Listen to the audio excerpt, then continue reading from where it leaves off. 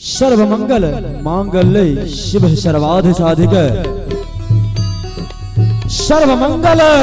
मांगल्य शिव सर्वाधि साधिक शरणं त्र्यंबके गौरी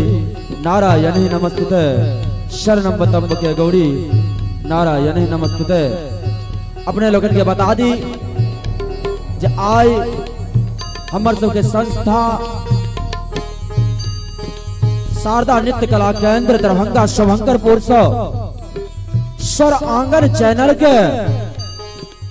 दोसर महीना भेल अपने सबके अते स्नेह प्यार हमरा समस्त कलाकार के दिलों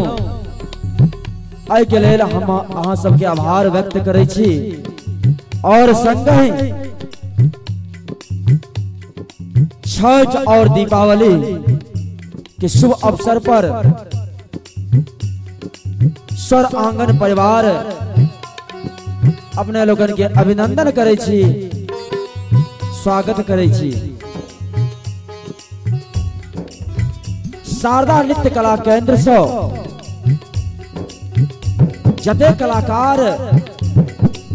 हम कलाकार के नाम नहीं गिना सके छी, जे बता दी जे शारदा नृत्य कला केंद्र से निकल कर आई मशहूर नाल वादक एवं तबला वादक संग कलाकार जे मिथिलांचल के कोना कोना में अपन गुरुजी के नाम बढ़ावे छथि। सब गोटा धीरे धीरे स्वर आंगन चैनल पर